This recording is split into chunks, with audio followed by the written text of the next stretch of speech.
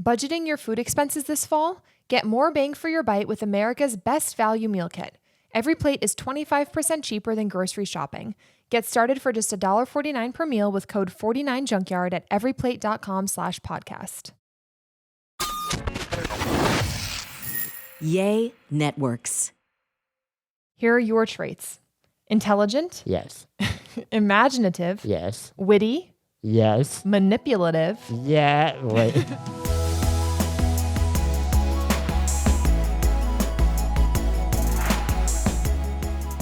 Well. Oh, I thought you were going to say welcome. Welcome. Okay. Welcome back to JoJo Mayhem, Yes, episode 943. almost. It feels like that. We've done so many of these. I know. I was Good job. I was making our notes Yeah. for today. I was like, whoa, we've done like more than 40 episodes. Aw. Look at us. It's almost a year. October will be a year. Aw. So we're getting Our close. 1-year anniversary. Yep. Hope we celebrate. I hope I'm celebrating. Okay. Hannah, how are you doing today on this 1st of September? 1st of September. Yeah. Good. I'm a little bit upset because I didn't end up going to the Minnesota State Fair. You laughing? Is it because I've been talking about this a lot? No, it's just everybody's shocked. Or all surprised. Well, you know what? For the 5th year in a row, I have not been taken to the State Fair by my husband. Be fair. I didn't go to the State Fair for the 5th year in a row. It's always been a mutual decision. This year it wasn't. This year, I had meetings on the one Yes. day that may have Yeah. been an option. And so I was like, why didn't you leave one day of the week free to go to the State Fair? But So I now scheduled. I could go tomorrow or Sunday, Saturday or Sunday, but I will not go to the State Fair on a weekday, on a weekend. But you're acting like it's going to be, like the state fair is unbearably busy no matter what day It's you go. worse on the weekends. Says the person who hasn't been in years. Yeah, but it's just the idea of it. Like, I would rather go on a weekday when I think it will be less busy. This is stirring up a lot of emotion It is, yes. and conflict between us. Uh-huh. I think what might be good to kind of reset and get back into it is if we read our daily horoscopes. Daily horoscopes. Uh-huh. It's our daily tradition. Shane and I wake up every morning. He puts a lot of thought into his horoscope. Like, whatever it says is what will be. It's kind of the basis of my decision making. Yes. Especially for big decisions, like important ones. I get right to my daily horoscope on horoscope.com, whose horoscopes differ, I learned today, from every other horoscope website. They all have a different horoscope. Yeah. Uh-huh. You thought it was just like one horoscope? Yes. I thought there were... I know nothing about horoscopes or astrology as we're I about would to think discuss. they'd be similar. They're all different. I would too.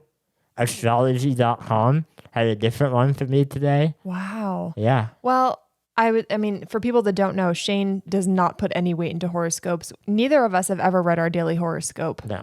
So we're going to do that now today. You sent me our horoscopes? This section is all about our astrological signs, our compatibilities Ooh. as our signs dictate. I mean, I've been told that we are very compatible based on our signs. We'll find out in a moment. Let's begin with yours. Mine? What is your daily horoscope? Is this real? Yeah. The engagements in your social calendar are likely stacking up to the point of absurdity. Make sure you schedule some time for yourself somewhere in there. Oh my God. I didn't read this before I complained that I was not taken to the state fair because of appointments. Today, you're choosy about your companions. Feel free to say no to people you'd simply rather not see. When I saw that this was your horoscope for today, Yeah. my jaw dropped a little bit because you hung out with more friends this week Yes. than ever before. Yeah. Like you just had friends in town. Yeah. And so you were hanging That's out very a lot. social. Yeah. And that adds up for you, Oh especially. my goodness. Yeah, I will start to say no. I'm just worried that the choosy, who you're being choosy with might cut me out of the equation, No, it won't cut you out. Don't worry. All right. Does that inform anything that you're going to do today? I was already going to do that, so I What, feel cut people out? Yeah, I feel reinforced. I mean, I socialized a lot. At this point, I think I'm done for a couple of weeks. Mm-hmm.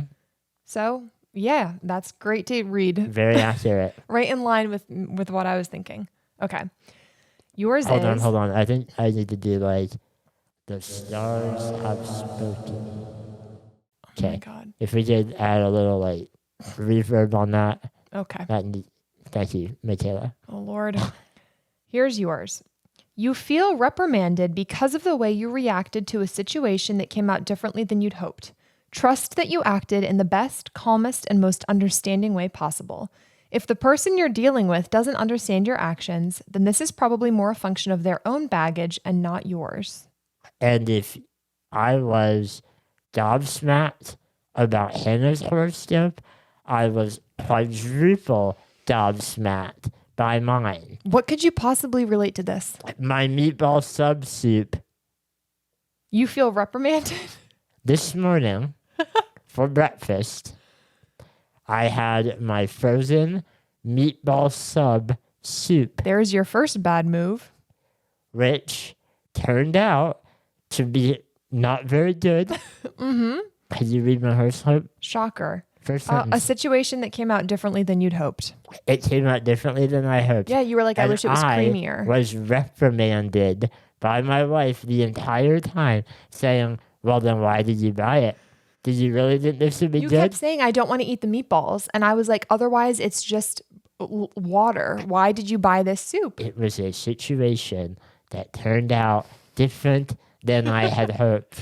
So you think that you acted in the best, calmest, most understanding way possible? I added some stuff to the soup. You did. I added noodles. It was just broth, tomato broth, and meatballs. It was And you added cheese. So if the person you're dealing with doesn't understand your actions, which I didn't, based on the fact that I would not have added the ingredients you added, then this is probably more a function of their own baggage and not yours. You do have a lot of baggage about adding cheese to dishes that don't. Just because you add cheese to everything. It upsets me. I feel heard. I feel seen. Mm-hmm. The stars have spoken. All right, now should we read about our sign compatibility? Are we good together? Isn't it first like what our signs are? Yeah, before we get into like our compatibility, I am realizing as we are sitting here, even in the research I did, I cannot tell you what a Gemini is, which is my sign, and what a Sagittarius is. Okay, so I'm just going to Google, a quick summary of Gemini, and then I'll do the same for Sagittarius. Here's Gemini. I This should is really Shane. know what a Gemini is. I'm going to give you, it says like the symbol. So the symbol is the twins. It's like two. But That's it what means it is. nothing to me. Your ruling planet is Mercury. Duh.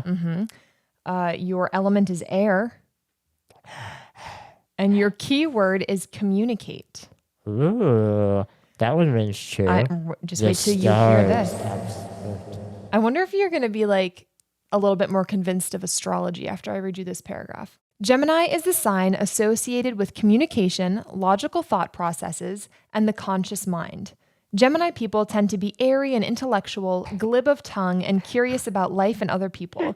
They can experience two sides of things at the same time and may tend to be flighty. Ooh, interesting. Okay. How do you feel? First of all, I know that the entire industry of astrology is like based on all of these predictions and like characteristics being applicable to anyone. No, that's like- that's not true. You can't say you know that. That's the cynical view of it. Yes, that's how I feel. It's based on like planetary stuff. Yes, in a loose sense, but the people wouldn't be into it if they were always like reading horoscopes that they didn't find a way of applying to their own life. So you're saying You know that what I mean? in a cynical way, you think it's like that none of it actually means anything and you can just apply it instead of saying, oh, maybe there's some truth to it and people do relate to what they read? I have a hard time. Because that paragraph described you very well. Yes, but I think most people would be like, oh, yes, I am very logical. Really? I am very glib of tongue. I am very curious. Yeah. What's yours? Let's see if yours is very accurate. Okay, so Sagittarius. My symbol is the centaur. Centaur? What is a centaur? Centaur is like the guy with the horse behind and the human upper. Oh, like a horse body. Yeah, So a centaur. that for you is Centaur. pretty- I keep saying centaur. for you that's pretty accurate. Shane. My ruling planet is Jupiter. I love how I know, like, this means nothing to me. My element is fire. And yet you're defending it a lot. Well, I'm just playing devil's advocate against you. I don't really have any strong feelings about astrology. Your symbol is fire. But that's true for everything, Shane. Like, you always go so hard against anything that people believe in, so I just have to defend it for them. That's fine. Okay. That's fair. Yeah, my element is fire, which is interesting. I didn't know that. Okay. You don't know, but does that mean you're a fiery person? No, I have no idea what it means. Okay. And my keyword is idealize. Okay? You do idealize Shane, often. I'm going to read my paragraph. Like, ideally, you would have gone to the Minnesota State Fair this year. And I idealized the state fair because I know I would not have liked it. Okay. Sagittarius is an optimistic sign associated with expansion, idealism, religion, and philosophy. They are direct and forthright, good-natured, and affirmative in their outlook. They tend to speak with a blunt tongue, which can get them into trouble at times. Sagittarians display honesty, humor, and a strong moral nature. Ooh. The last few sentences rung true. I don't know if the optimism and expansion. I'm way more optimistic than you. Do you think so? I think so. But I feel like you're upset more often than me. That's not optimism. Because I'm much more like emotional than you. But when bad things happen, I try to be optimistic about them. You just care less about things. I'm like part Gemini, part Sagittarius. Oh my God. And a little bit of Cancer. Is that one? Yes, Cancer is one of them. I also have that. And Shane, I am you have no idea what you're saying. Virgo. Libra? No, I mean, it is interesting that those specific characteristics do pretty well apply to both of us. Yes. You know what I mean? They do. Uh-huh. So, are we compatible or do you have more? I'm just looking here, some traits of Sagittarius. Charming, adventurous, independent, blunt, impatient, and impulsive. So impulsive. How do you feel about those, Shane? I'm looking up Gemini traits and then I'll say what I think about you. Here are your traits. Intelligent, Yes. imaginative, Yes. witty, Yes. manipulative, Yeah. Wait. irritable, and inconsistent. Ooh. Boom. Am I inconsistent? Yes. You are This is inconsistent. news to me. You're inconsistent. That word just doesn't really mean anything. And I could say you're inconsistent about like any one thing. And when the worldview, like the people base their lives upon, has words that are, don't really mean anything, that's what I'm talking about right Shane. there. Why do you feel the need to go so hard against I a don't. thing that doesn't hurt anybody? I do think this is neat. I like it. I genuinely do. Then what was that? Outburst that you just had. Tell me back to play devil's advocate. So you're to your devil's inconsistent. advocate. I'm feeling Okay. like you're really being inconsistent. I, at this moment in time, don't feel very compatible with you. So Here's our compatibility. This is first it's about you, then it's about me, and then it talks about us together. So Okay. for you, a meeting of the minds is your highest value in love. I love astrology so much. For you, a stimulating and interesting debate is the best aphrodisiac. Well, no. I don't like debating with you. As you appreciate intelligence and wit above just about anything else. That's true. Yeah, you're right. All right, then me. Diversity and adventure. Diversity. Diversity and adventure are a must for you in love. You are enthusiastic and expansive in expressing your affections, but you do best in a relationship where you can have plenty of space to roam free and explore unknown territories. That's just not true. Ooh. I'm very clingy. Like I'm not. You like to do adventures, but with me. Yeah. You I don't will like not- going yeah. places alone. That's why she's not at the state fair right now without me. Because you were like, I have one meeting, and I was like, then I can't go. The whole day's ruined. Okay, so here's us together. When Gemini and Sagittarius come together in a love affair, it can be a truly spectacular match. The stars have spoken. These two are extremely compatible. Any rough spots they encounter during the course of the relationship are sure to be smoothed over with a minimum of effort. Aw. Gemini is quite able to provide pioneering, adventurous Sagittarius with the independence Sagittarius requires in a close relationship because Gemini shares that same need.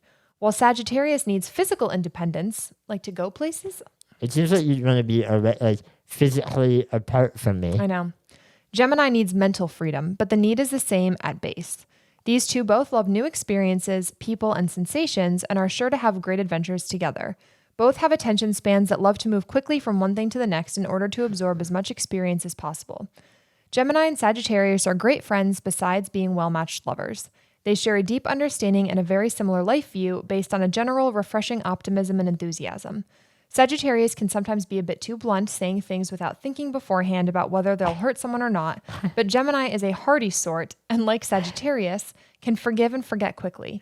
These two don't have time or the interest required to hold a grudge. Most of it was very accurate. Most of it was very accurate. The stuff about like being apart from one another is skewed by the fact that we work together. I know. So we're together all the time. But like I took a trip without you and it was fun. I'm saying if we both had like 9 to 5s that we were apart, I think we would be fine in those environments. Yeah. I do need my mental space from you at times, you know? Not very nice. I feel like that was pretty accurate. I know. I am so happy I met and fell in love with what are you? Oh my God. A Sagittarius. Yes. Thank you. Because if you would have been a Capricorn, things would not have worked. Then your traits would have probably been angry, feisty, rude, obnoxious, and dumb. No, people that are Capricorns are very offended right now. I don't know anything about it. That would be my favorite if one of the signs just had all negative characteristics. I know. But it doesn't. Well, I feel like I've learned a thing or two about myself and you. Good. Do you feel? I feel fine. Yeah. I think it's pretty obvious that the stars have spoken. Oh my God. We'll be right back. All right, welcome back. Now we're going to talk about a book you're reading or something, Shane. What was that very judgmental tone? Because I'm just not convinced that this is going to be interesting. But you just wrote like book on our notes, so I don't know what else to say to lead you into what you want to talk about. I would like to hike the Appalachian Trail. Okay. Is this your Make-A-Wish or something? I squandered my Make-A-Wish when I was 7 years old. You should have saved it and done something when you were older and remembered it. I should have been hiking at the AT, as we call it. Oh, God. I have recently begun reading A Walk in the Woods by Bill Bryson, who I've never read anything by him before. Very funny. I like him a lot. But it's about his experience trying to hike the Appalachian Trail. It's nonfiction? Yeah. Oh, wow. He's a nonfiction writer. And about all the various ways that people die and get maimed and fail to finish the hike. God. It's like one of the harder things to do as a human. Is the Appalachian Trail one trail? Yes. One uninterrupted trail from Maine to Georgia. Oh my God. Uh-huh. It's very impressive. And like you don't have to leave the trail? Nope. Like you can just walk it? Uh-huh. Interesting. And the mechanisms that like led to it being made or like the history of it is very interesting. Yeah. Anyway, I've been really enjoying reading about hiking. It's making me be very, very idyllic about like hiking. You would hate hiking. We went to a cabin this summer and we left after one night because there were too many bugs outside the cabin. The inside was beautiful. That sounds like an exaggeration. Well, it was like you couldn't go outside because you would breathe in the mosquito clumps. But I'm just saying, you would hate hiking. It's a lot of what he talks about, like the bugs, the bears, the natural like weather that can impede you. Yeah. All kinds of interesting things. And it brought up in my memory some like some nature stories. Uh-huh. These are the closest I have to being a hiker of the Appalachian Trail. Were these all in your backyard in Bethlehem? No. Okay. Neither were in Pennsylvania. Okay. Haha. Were they in the on a trail? One, I was at a lakeside resort. Okay. So resort, no. Not a trail? In a log cabin with my family. The word resort just doesn't really work there, Shane. It wasn't. It was called Raystown Lake. Like And a campground. It may have been in PA. I can't remember. But we went there one year for a family vacation. And yeah, they have camping and then they have cabins. Okay. And we were in a cabin. Ew. Would never do that now. Oh my God. But one day we went for a hike and I was in a stroller because we couldn't get my chair on the path. How old were you? 7, 8 Okay. maybe. And we were walking for a while and we came to this overlook and we were tired and my mom began to sit down to take a breather, and as she was sitting, under her butt, I see a coiled up snake. Oh my God. And 7-year-old me goes, "Mom, no, snake!" And she managed to fall to the side Yeah. and not sit on the Oh snake. my God. And it was a snake, a big ass I don't know what it was, but like a garter snake. I saved her life Oh, you saved the snake's life. and my mom's. I don't know if your mom would have died, but you did save the snake.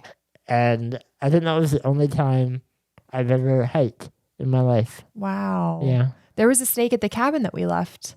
Oh, It was yeah. really big. It was out every time we would come outside. It would be on the rocks and then it would slither away. And Chloe was so intrigued. Didn't you do something with the snake when you were a kid? I've caught lots of snakes. I'm a snake enthusiast as a child. Okay.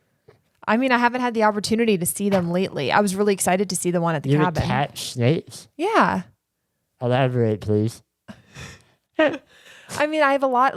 There's a picture of me when I was 14 holding a snake at our swimming pool, the public pool where I would practice with my team. And I'm in my cap and goggles and I'm holding the snake for the picture. And I don't even know where I got the snake or why I felt the need to catch it and get a picture. But I've done that a lot of times. My first time catching a snake was when I was with my parents on vacation. I think we were on the West Coast, Oregon. I thought you were looking for a house. Weren't you moving to Seattle or something? No, my dad, it was either that he was at a conference for work, which I think is what it was because he wasn't looking for jobs until I was 8. And in this story, I was 3 or 4. Okay. So I think we were out there for a conference. It might have been near San Diego. That's where we went for a conference. And then maybe we got a beach house, but it was a beach. And, there was a small path from the sandy backyard of this house to the actual beach. And it was really tall grass that you would kind of walk through to get to the beach. And when we were walking there, I saw a garter snake go by. And in my memory, there are multiple snakes, but in my mind, there were a lot. And I was like, snakes, but it probably was 1 or 2. You were 3, so I'll give you the benefit of the doubt. There were a few. Yeah, there were a few. I was like, snake heaven, but there were some snakes. It was just tall weeds of grass. And so I was mesmerized by this. I was so excited to have seen a snake. It was probably the first one I ever saw in the wild, not at a zoo. And my parents were like, we are not going to sit here outside with you to wait for the snakes to come back. On the dunes. On the dunes. We are not doing this. So they're like, we'll be inside. If you want to sit here in our backyard, right at the entrance to this trail, you can sit here, but you're probably not going to see the snakes again. So they're inside. I sit outside as a 3-year-old for 4 hours. 4 hours. When your dad tells the story, it's so funny. Yeah. Because they were in the house, just looking at you, not moving. You were just still for 4 hours. 4 hours. I was like, I will catch a snake. I will see the snakes again. And finally, a snake went by and I picked it up and I carried it into the house and I said, see, got the snake. And I was so happy. And they were like, please take that back outside. That's horrifying. And I brought it outside and I released it. I had no fears as a child. I would catch bumblebees if they were stuck in the house. You were braver than I. And I was never, ever bitten or stung by anything. I would play with like pill bugs. Yeah. You know, the roly-polies. Yeah. That was about the extent of my insect enjoyment. You Oh, know? I would play with anything. I would like to look for salamanders in like creeks. Salamanders were fun, but they were Slugs. elusive. Yeah, salamanders are elusive. Yeah. Slugs. I remember that story that you just told brought to mind. My family was on a beach vacation with my mom's roommate from college and her family. And I woke up, again, I was like 12, 13 maybe. I woke up one morning in the beach house to the sounds of pandemonium. Oh my God. Like outside the bedroom. Yeah. I was scared. So I like yelled for my mom and she came in. Her roommate's son had been out in a pond next to the house and carried a turtle of some kind into the house. Oh my God. Put it down and then discovered that it was like very agile and was like running all over the house.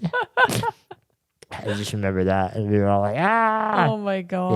You know? Yeah. So with like my two stories in mind, do you think I could hike the Appalachian Trail? No. Or? I think you would hate it, Lovey.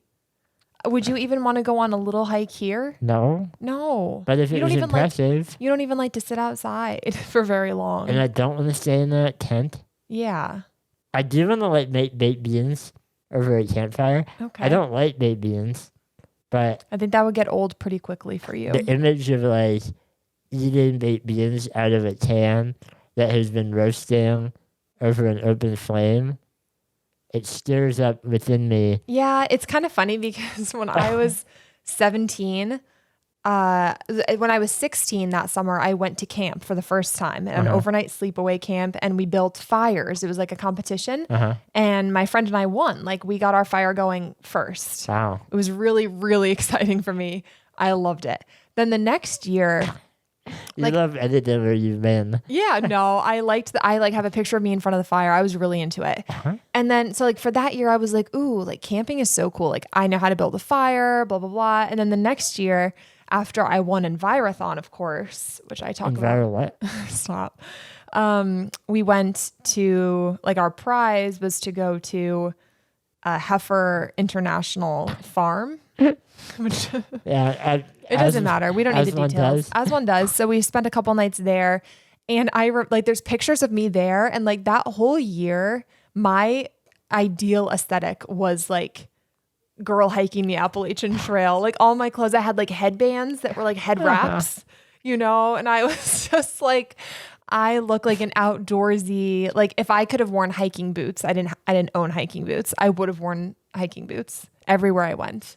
Because just that idea was so cool to me. But now I'm like, no, thank you. From what I've read, it is grueling. Yeah. And even for the most intense enthusiasts, not very fun. Then I wouldn't like it's it. tough. I wouldn't even want to spend one night anywhere outside. So okay, you know what this makes me want to do? Have you ever like sat around a campfire and like had someone tell you a campfire story? No, but I've done that like inside. Actually, maybe once or twice, but like I've done that at a sleepover. You know, like we'll turn the lights out when I was a kid and like tell a scary story and see who gets the scaredest. Yeah. See, this is embarrassing. No one's ever told me a scary story. I know, we were just at dinner with a friend and she and I started going back and forth with like scary stories, and we both knew each story that the other one was telling from these experiences. Yeah. And every story Shane was like, wait, what? Wait, what? No one, they probably always thought I'd be too afraid because I'm disabled. No, because you would get really scared. You know. are a scaredy cat. You got scared about the turtle in the house. So I'm going to be brave. We're going to take a quick break. And then Hannah is going to read me 3 scary stories. 3? Yeah, they're short. Can you handle that? They're very, very short. You don't like scary movies. I don't like them, but I'm going to be brave. Okay. And try to imagine I'm in the middle of Tennessee on the Appalachian Trail. And I'm sitting around a campfire. And there are animals and spooky things creeping up behind me, It's scary. and you're telling me a story. Okay. Okay, we'll be right back. We're back.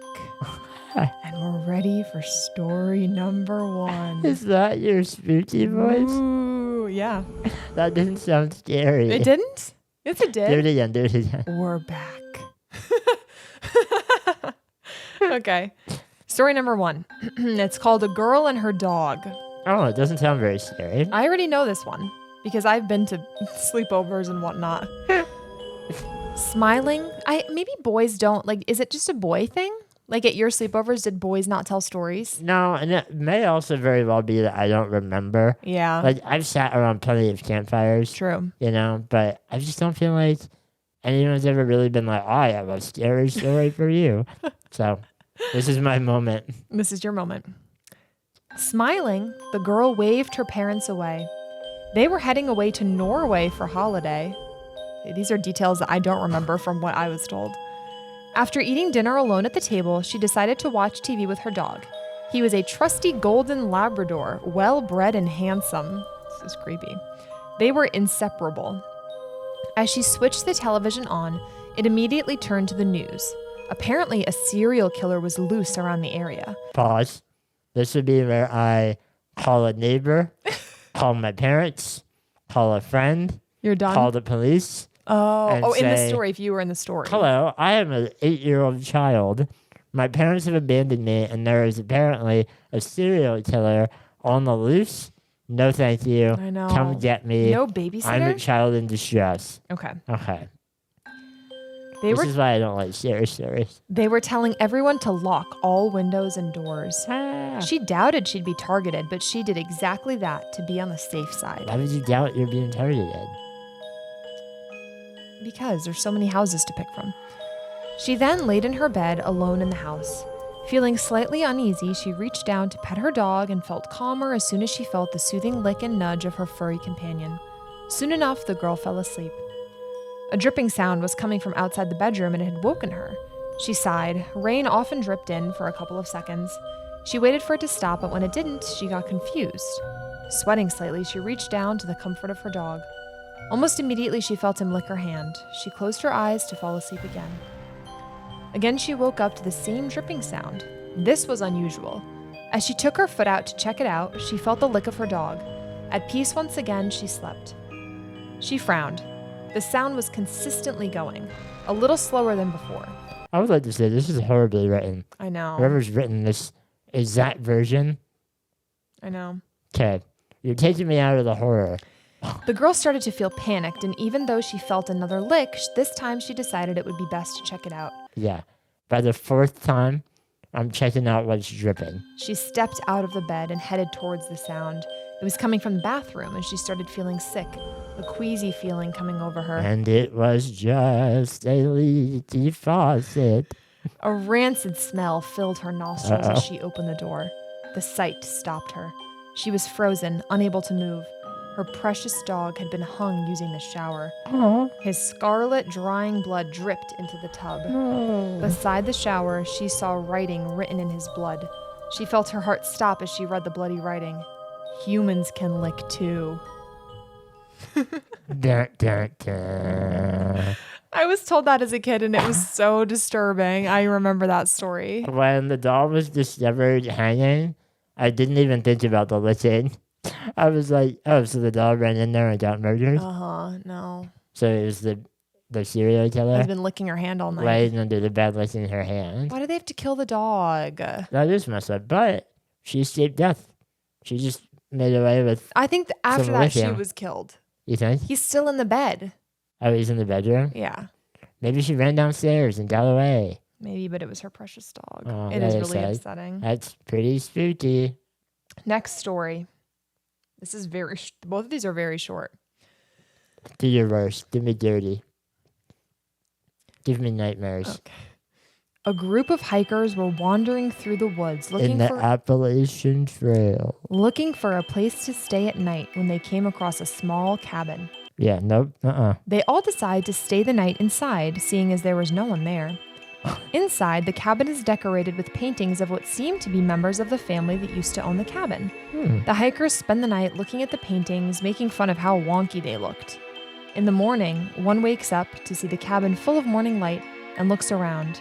The paintings are gone. In their place, windows.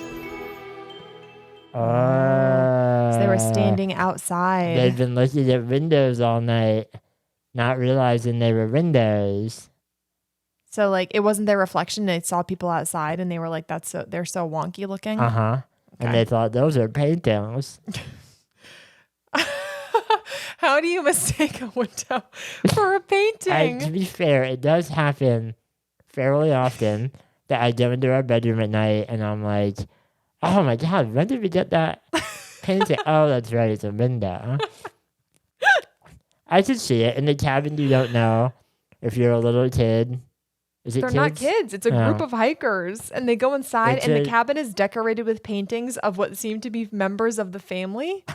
And they spend the night looking at the paintings and making fun of how wonky they looked. But they're just tapping on the glass. Let's take it at face value. That would be absolutely horrifying. Yeah. If you did that and the whole night you were like, look at these dumb paintings. And then there are windows and there are people. Yeah, I'm just trying to imagine like how you would mistake someone standing outside a window as a painting. Like a life size of them from far away. They were also not bright enough to not stay in the deserted cabin. You're right. In the middle of the woods. So Creepy. You had it coming. At least they woke up. They were fine. They seem like Sagittarius to me. Oh my God. Here's the last story. There was a young girl playing in her room one day when she heard her mother's voice calling from the kitchen downstairs. Sweetie, come down here. Wow, you have a cute mom voice. Oh, thank you. The little girl jumped up and ran out the door where she suddenly ran into her mother at the top of the stairs. Her mother reached out and quickly covered the girl's mouth so she couldn't make a sound. Don't go down there. I heard it too, she said. Wow. Were those spooky, Shane? I feel like this would benefit from a fire. You know, and it needs to be dark and whoever's telling it can jump out. Yeah. And, you know. Yeah. I don't feel scared. I'm not scared. It's not bedtime yet, right? I'm fine. Don't look at the paintings on the wall. Aww. Well, I feel like I'm ready to head to Appalachia. Okay. And as I'm walking, I will look up at the stars above, find my dancing twins. They're not dancing. And remember the meaning. It's just twins. The meaning of my life. Which is? Being really smart. Okay. That's what you read to me. Let's communicate. Communication. Communicate, be witty, and smart. Yep. Is what I heard. Yeah. And be adventurous and try to stay away from my husband. And you say as much as possible. Say things that upset people. Great. Great. All right. Well, that was episode number 190. It wasn't. Of Mayhem. We hope you enjoyed it. If you did, please like, comment, give us a 5-star review, all of that stuff. And it's a junkyard out there. The legend of the junkyard reaper begins